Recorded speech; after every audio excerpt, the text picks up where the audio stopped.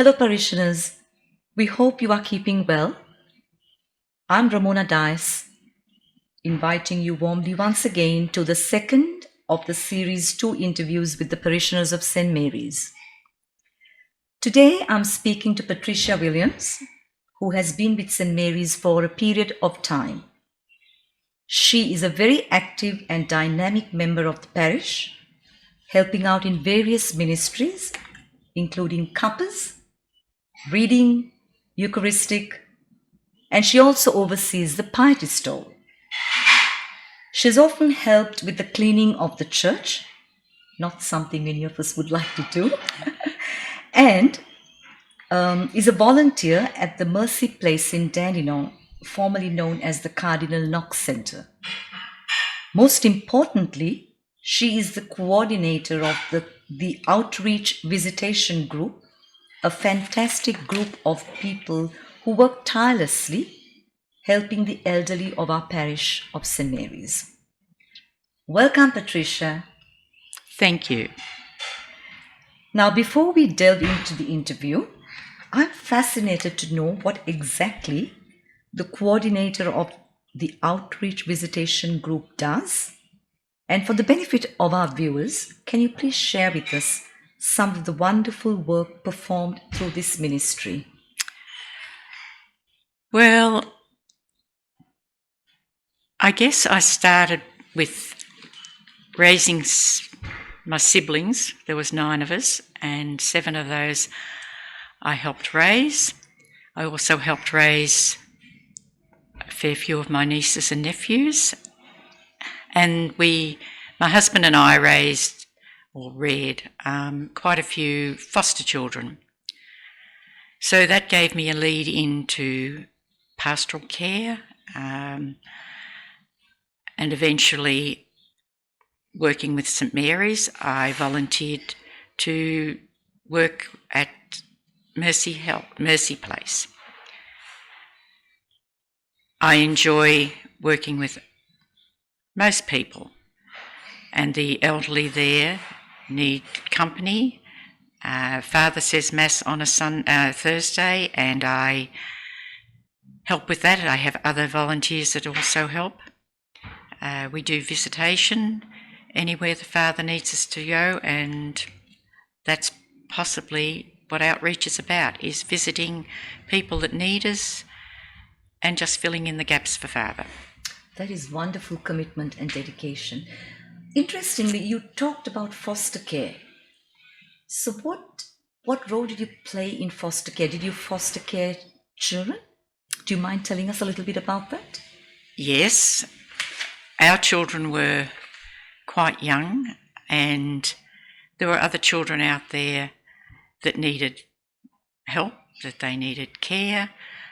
We adopted a child at 4.5 months old, so that made our family 4, and then we went on to foster. We fostered children that didn't have parents or that had problems, and over the years, I guess we probably went through 10 or 12 children. Most of them came to us with major problems, or as we had one little girl, she came to us and she was very, very bright. Just needed a firm hand, which unfortunately she got. She wasn't really impressed with that. But over time, in the 9 months that we had her, she had learned Highland dancing, she had picked up at school, she was part of the family. Very bright, very brilliant. Unfortunately, when the welfare came in to check on her, they decided that the rules of the house were a bit too strict and that she shouldn't have to abide by them. Unfortunately, that wasn't going to happen, so she was moved on. I felt that was a real disaster, because from there on she went downhill. So the child's welfare system doesn't always work. That's sad, isn't it? It is. Indeed sad. Yes, it is. Because obviously you were looking out for for her and for her, who Her had welfare. her best interest at heart. But the system Yes, thinks differently. Yes. I think these days the system goes by rules and regulations, and they cannot break away from that. Whereas in my day, the church and the schools had quite a lot of say, and so if there was a problem or an issue, the parish picked it up. The parish dealt with it. And that, I think, was what made it so easy then. Even if things were tough, it never seemed to be as tough because there was always someone in the background that you knew you could rely on. That's exactly right. You had that beautiful intervention from the church, by the priest, and so many others. So there was that religious aspect there. But sadly, yes, things have changed. Things have changed, and like it or not, we have to. Yes, not always for the better. No, it is not. I'm totally with you there. Yes. Totally. All right, so we'll get right into the interview now. St. Mary's is a very diverse and multicultural parish family. Our parishioners are made up primarily of immigrants from all parts of the world. Where does Patricia Williams fit into this picture? Well, I came along and felt very welcomed.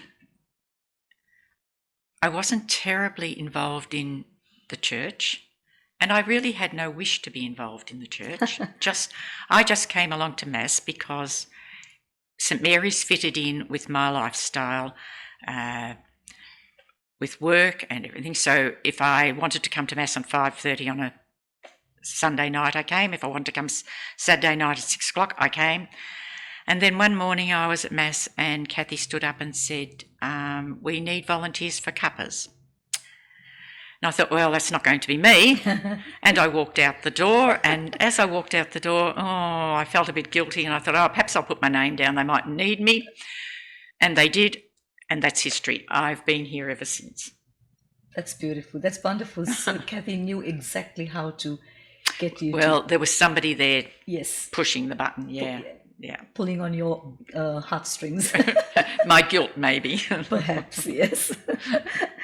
Okay, so what is it that keeps you so connected to the parish of St. Mary's? I just think St. Mary's is accepting and friendly, and Father always has many positions for you to hold. You may not always want them, but he says at the last minute, you can do this. They're thrust upon you. Yes, that's exactly right. So, yes, it is just like a family. There's the ups and the downs, and the ups are better and more often than the downs. So that keeps me involved. And like you said, so he's the spiritual father of the family. So he tells you, okay, you do this, you do this, you do this. That is exactly right. Yes. And that's all there is to it. You just have to do that. You just follow through. Excellent. Okay. So, where in Australia do you associate your early formation years? Did you grow up in Melbourne? No, I was born in Penshurst in the Western District. I lived there for 7 years. I made my first communion there. Basically, we lived with my grandmother, and Nan was blind, so I still remember her being able to milk the cow, and she used to make the butter. Beautiful. I can still taste the bread, homemade jam and cream. That is my one memory of my Nan. I envy you, Patricia. That is so beautiful. Yes. I would still love to see something like that. Churning the butter, making your own bread. I mean, we do them now and again, like we can bake our own bread, but that sort of thing. It was real country life. That's exactly right. It's just beautiful. Just hearing you say that, it's lovely. Breaks the heartstrings. Yes, I can imagine, yes.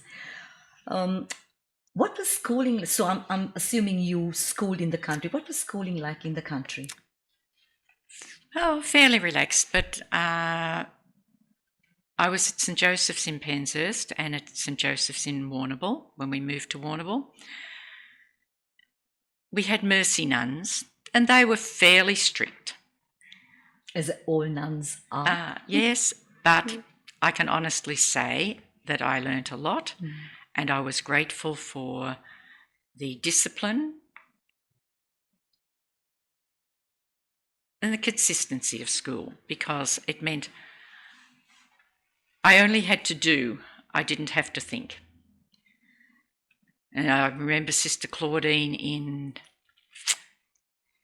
Warrnambool, and she had 100 children in class 7 and 8. And you'd be sitting there, and if you were fiddling or doing something you shouldn't have been doing, you could hear the beads coming from down the back of the hall, of the room. And you'd always move your hands and sit on them because you were sure it was going to be your knuckles that were going to feel the pointer. But she taught me more about, apart from God and the 3 R's, she taught me more about life. She was very practical and very caring, even if she was Strict. Very strict, yes. I agree with you on that. I studied in a convent too, run by nuns, and they were very, very strict. But in hindsight, I think back to all of that, and the best thing that ever happened to me. Yes. I think a lot of our schools need that discipline. Absolutely. They need those traditional values, which we are moving further and further away from these days. That's right. Sadly. Yes, it is sad. Yes. I think a bit more discipline in the schools. Important. But, yes, it is important, but we sort of don't have that these days. Yeah. We are just voices in the wilderness. In the wilderness, absolutely. That is absolutely right. So do you have any childhood memories or highlights that stand out from your life in the country?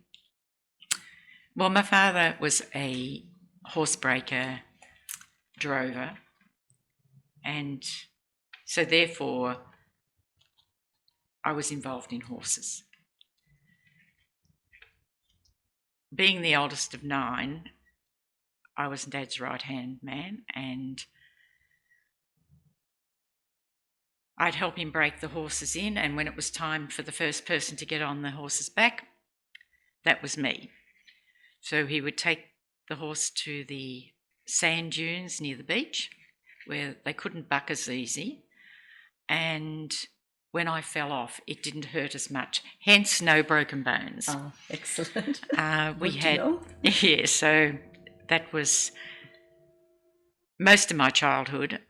We had a riding school, and so again I helped run that. Oh, and so your dad ran the riding school? Yes. Okay. And also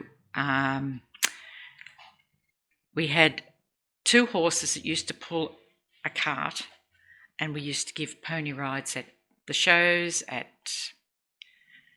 fetes, at the drive-in every night, and that was probably our income when we were in Warrnambool. So yeah, so it was interesting. It was fairly free where we were. You could go for a walk and there was no problem. You could, go for a ride on the horse and nobody cared. Yes, it was very safe. It was safe. See, I envy you, and that's what I think children of today are missing in a big way. Yes. Just to be able to play with a pet, ride a horse, just be themselves. Yes. But, yes. You've obviously had a marvelous childhood, and that's fantastic. Thank you. Thank you so much for sharing that with us. That's lovely. Okay. It was interesting. Definitely. I'm pretty sure there are lots of children who grow up in the city who would have loved to have traded places with you. Well, I guess when I look back now, it is strange. You wouldn't have that sort of a lifestyle now. We had no electricity until I think 1954. But didn't bother you, did No, you? we didn't exactly. know. Life was simple. That's exactly right. So, we had... And you were happy, candles. you were carefree. Yes, absolutely. Exactly. Yes. It just goes to prove that, having all the modern day things and all the riches doesn't make you any happier. I'm with you there, Patricia, 100%. No. Yes. So you talked about horses And so I'm guessing you would have had a deep fondness for animals and pets. Did you have any pets of your own? No, I didn't. I didn't really have pets of my own. They were family pets. But my mother used to always say, if there was a stray cat or a dog, Bring them then in. I would bring it home. We had rabbits and guinea pigs and cats and dogs and sheep, horses. They all came in and out of the kitchen. As any country home Yes. would. And Mum had a cockatoo. She had Polly long before we arrived. And when Mum passed away, Polly drowned herself in a tank. It didn't matter how many times we pulled Polly out. That right? Polly went back and she finally drowned in the tank, yeah. That's amazing, isn't it? Yes, Look at that connection. Yeah, so, we just, it was... It's beautiful. Very nice. So you talked about growing up in a large family. You said you helped to raise your siblings. So did you have to manage the brunt of the household chores, or were the chores equally shared? No, they weren't really equally shared. There was 9 of us. My mum wasn't very well. All her life she wasn't well. And my dad was away a lot because when you're a drover and that sort of thing, you're out on the road a lot. So basically I did most of the rearing, most of the bossing. And... Well, as the eldest, you had the right. Yes, I would say you earned the right. when the other children helped, it was because I'd either threatened them into it or coerced them into it. So, either way, I guess I was still responsible. Yeah. I made the decisions. You called the shots. Called the shots, yeah. Yes. Mm. When I look back now, I realise I was neither a mother nor a sister. I was just the boss. And you were just Patricia. Yes. And so any problems that my sisters have in life now were because I caused it. so that's the Is way. Is that what they tell you? Yes, absolutely. Absolutely. Yes. It was tough at times because, I had one sister that was in plaster for 18 months with hip problems and another sister that was ill all her life. She passed away at 18 with kidney failure. She was on dialysis. Oh. My mum was on dialysis later in life. So it really did fall to myself and my sister. The others were too little to do much around the house. Obviously, they took over as I got married. They took over and raised the younger siblings. But, in the early years, it was my responsibility. Yeah. You've obviously had your fair share of struggles, no doubt. Yes, we did. But that was just life. Yeah. And that's what obviously made you stronger. You learned from it. Yes, absolutely. And you are what you are today as a result. Yes. That is exactly right. Yeah. Everybody always says now, you're a strong person. I'm not really. But you had to rise to the occasion. Right. Yes, but it has to be done and you have to face it. And, so that's just what you do. Yeah, and that's, I think, what is radically missing in our modern society. We're not allowing children to become... Too able to cope. Yes. To cope. We're cotton-wooling them a bit too much. Absolutely. And they don't know how to deal with life's problems because mom and dad are always taking care of them. That's right. Yes. And finding excuses when they go. Yes. I wouldn't say off the rails, but yes, off the rails is what it is. Yes. Yeah, yes. And that's, I think that's the problem with modern rearing. Yes, absolutely. I say bring back the old ways. The old ways. They're not going to come, but I always say to my grandchildren, you've got to have the strength to be able to stand up for yourself and to, life doesn't owe you anything. That's my father used to say. Life does not owe you anything. You owe it. Exactly, and that's the sad thing. We have become a very entitled society. Yes, absolutely. That's a huge concern. But anyway, we'll leave that for another time. That's exactly right. Did you ever pursue a career after school? I wouldn't say it was a career. I left school at 15 and went to work mainly because we needed to. I worked for 3 years in a milk bar fruit shop where I became supervisor. Then with the issues I was having at home, it became too much. So I transferred to Fletcher Jones factory in Warrnambool. Fletcher Jones, one of the Yes. biggest companies we've That's had right, here. yes. They're not in operation anymore now, are No, they? no. Yeah. Everyone in Warrnambool worked in Fletcher Jones factory, pretty much. There or Nestle's milk factory. So I did. I learned to do invisible darning, and I worked in the men's repair section until I got married. Okay. Yes, so yeah, it was repetitious work, But it was work. it was work, And yes, you had yes. an income. That's right. Yes, yes. That's, And I can't say I didn't enjoy it. Yeah. I did. There was, you just did what you had to do. That's right. Yes. What had to be done at the time. Absolutely. You're clearly very committed to your faith. I can see that you're very committed to what you do. So was it just your background, or was there somebody else who gave you this inspiration to become the person you are? Well, I think first of all it was my grandmother who used to read the Bible or tell me the Bible because she couldn't read. She'd tell me the Bible while we were sitting around when I was little. So what's your background? What's your My ancestry? My father's ancestors came from Ireland, and he was a Protestant. Okay. That would have been a nice combination. Absolutely. My mother's ancestors came from Scotland, and she was a Catholic. Okay, there you go. So the Protestants and the Yes. Catholics. So it was typical orange and green in our Yes, house, yeah. I can tell you. Yeah. So my grandmother used to tell me about the Bible and things like that. And then I went to the Catholic school, so I had a lot of religion from the Catholic school.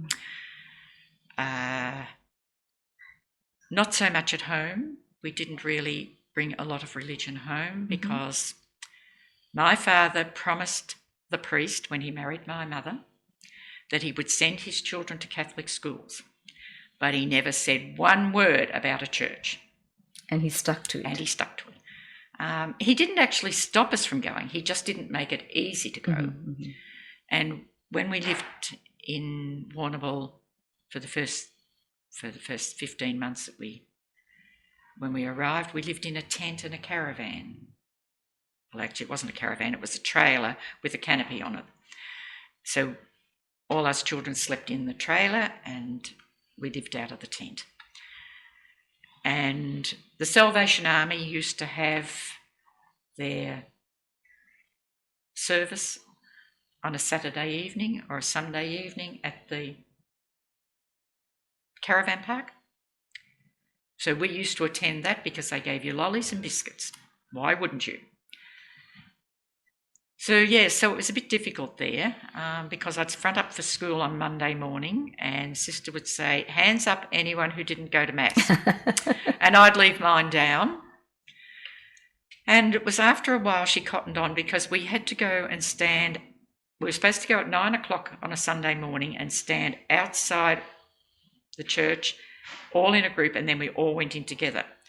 And it took her a few weeks to realise that face was never in the group. In the group, yeah. So she said to me one morning, what time Mass did you go to? I said 11 o'clock. She said, well, then you must come to 9 o'clock. Okay. So 2 weeks later, she said, what time Mass did you go to? I said 11 o'clock. She said, where? I said, at the beach at the Salvation Army. Did not go down well. Dad wasn't impressed when he got called to the school. But that was life. He kept his word. He sent us to a Catholic school, and it sort of went from there. I think it was the nuns at the school, and then Father Bowen from the church. He was just tremendous. Oh, so Father Bowen, was he your parish priest? Yes. Okay. Yes. I think he was probably my inspiration. He was always there. If you needed to speak about anything, it didn't matter what, he was a listener. He could always give advice. It wasn't necessarily religious, but he could find, when I think back, a religious way of putting it. And then he was there for the family. He was very supportive of our family. And he did it with humility. He did it with caring. He was just a general, beautiful priest. So that was my inspiration for coming to Catholicism. That's amazing. If it hadn't been for him, I probably would have drifted off like a lot of other people, but he was definitely there all my life. He was there. He was there when my son was buried. He said the Mass, and, so that was 30 years later, and he was still around. That's beautiful. Is he still around? No, unfortunately, he passed away quite a few years ago. But you'll always hold him very dear. Absolutely, yes, that's absolutely. Nice. Of all, I think, of all the men in my life, he would have been the stands most out to you. Yes. That's nice. Yes. Beautiful. No matter what anybody says. Not everybody would feel the way I did, but obviously he made a touched big your impression. heart. Absolutely. A big impression on me, yes. So what was the main reason? Now, you've grown up in Warrnambool, but you're now in Melbourne, metropolitan Melbourne. So what was the reason for you to relocate to Melbourne? Well, my husband and I married in 1966, and he was drafted into the National Service. He didn't go overseas because when his platoon was sent, he wasn't well. And when he came out of the army, he went back working for the railways. We travelled many times all over Victoria. I think we had 13 moves in 16 years. Wow. Yes. Every time we moved, I said, I am not moving again. I did. And then... Because it was the nature of the job. Yes. Yeah, okay. And then he had... he qualified as a driver on the railways, and when you became a driver, then you had to come to Melbourne for 12 months because they couldn't get drivers. That was compulsory. So we came to Melbourne, and as I said to him when we came, I'm not staying one day longer than the 12 months. 33 years later, I am still here. So... so you wanted to go back to Warrnambool? Absolutely. Okay. Absolutely. But then my children were in high school, and they left high school and they found partners and jobs and, so that was it. Yeah. Here I am. Well, it's worked out well for us at St. Mary's. Well, it's worked out well for me as well. I've got 4, beautiful granddaughters, and I wouldn't be apart from them. So, one door closes, another one opens. Of course, yes. And do you miss Warrnambool? I do. Mm-hmm. I do. Do you go back at any I probably wouldn't. No, do you visit? Do you have anybody regularly. I have family down there. Okay, so you still visit. Yes, so that's all right. I have quite a few sisters and brothers and that sort of down. Not necessarily in Warrnambool, but around the area. Some work on farms. That's nice. So you still have those connections. Yeah, absolutely. A lot of friends. That's the main thing. Yeah. So the ties are still there. That's right. Fantastic. Yes. So you talked about children. How many children do you have, and how many grandchildren? I have 4 children. David was killed in a road accident in 1989. I have Bernadette, she has 1 child. I have Neil. So sorry, Patricia. So David was your eldest? First, yes. Okay. Yes. Bernadette has 1 child. Neil has 3 girls, and his second marriage, his wife has 3 girls, so that's 6. Carmel was our adopted daughter. Her husband had a little boy when they got married. So I have 4 natural grandchildren, and I have 3 extra granddaughters and an extra grandson. Oh, that's beautiful. So all in all... 8. Is it? Yes, that's right. It is 8. Yes. So just one big family. That is so nice. So you talked about Carmel, an adopted daughter. Do you mind sharing a little bit about that? Oh, she was 4.5 months old when we adopted her, and I was quite a cocky mother because I had reared all these children before, and my children were just perfect. I could, set the clock by them, no problems, nothing. And along come Carmel, and whoa, that was it. She really brought me down to earth because I couldn't cope at all. My husband was very helpful then, and she has grown into, yes, a beautiful person. She's just fitted in. She's just another one of That's beautiful. the clan. It doesn't really matter. It doesn't make any difference whether you're blood or whether you're not. When you're a family, you're a family. Your family, yeah. Yeah, so. Oh no, that's beautiful. I mean, now I can understand the love that you had for foster care, because obviously you had an adopted daughter. Does she know about it? Of course, Okay, yes. yeah. Yes, that was something right from the word go. So it's never been kept No, a secret from her. no, That's so nice. She used to give me a hard time when she was younger. I can remember one time. But I think even the natural children do that. That's right. I can remember. It doesn't matter. She used to have a few hang-ups, and I can remember one morning she kept wanting to find her mum. And I can remember this morning we were lying in bed and she was lying between us, my husband and I, and she was rattling on. And I said to her, well, if you want to find your mother, perhaps you should find your father. And she said, I don't have a father. I've got my father. He's here. Oh. And I said, yes, but if you have another mother, you have another father. She said, I do not, Mum. This is my dad. For all I know, my mother wasn't married. I said, all right, okay. So that put me back in my box, didn't it? So that was... But it's amazing. Yes, so that was her answer. And so, she was... That is so beautiful, yeah. Yes, so she is very special. You're a very special lady, having done everything that you've done. Not many people who will be able to handle foster care have time to adopt a child. I mean, yes, people do go for adoption when they don't have children of their own, but you had a few of your own, but you still had space and time to take on somebody else's. My husband wanted 4 children, and I really, the third one was my last one.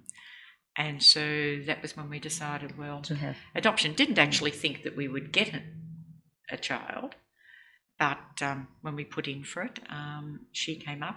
I'm not really sure whether it was because they couldn't place her anywhere else or whether it was convenient. I don't know, but regardless, I think God had a plan for you, absolutely. had a plan for her, and it's worked out so well. Absolutely. So happy for you, very happy. So no, it's been good. It's been good. Beautiful family. All right, so we're almost at the end. I just want to check something with you. You come across as a very optimistic lady. That's how I read you. So just confirm to me, what is your life's motto? Do you see yourself as a glass is half full or the glass is half empty person? I would say half full, and my granddaughter says definitely half full. Yes. And I'm not at all surprised with that answer, because that's how I see you. One who has always got that optimism. Well, yes, if you don't have optimism, you've got nothing. Exactly. And that's very important for us to be successful and to move forward. No, that's beautiful. Life is what you make it. Exactly. It's given to us, and it's how we turn it around. That is exactly right. Yeah. By roads, valleys, highways. That's right. Everything, yeah.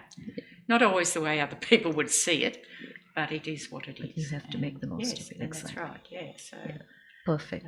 Yeah. It's been beautiful talking to you, Patricia. I've really enjoyed it. It's been fascinating learning about the country, something that I've never actually experienced. So thank you so much for sharing all of that with us. Welcome.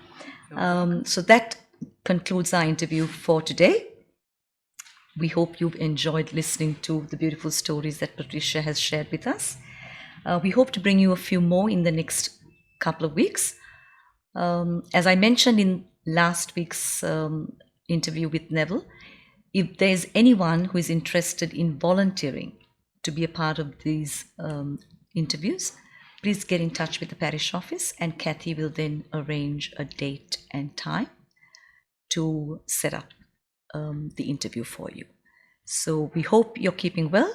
Until next time, stay safe and God bless.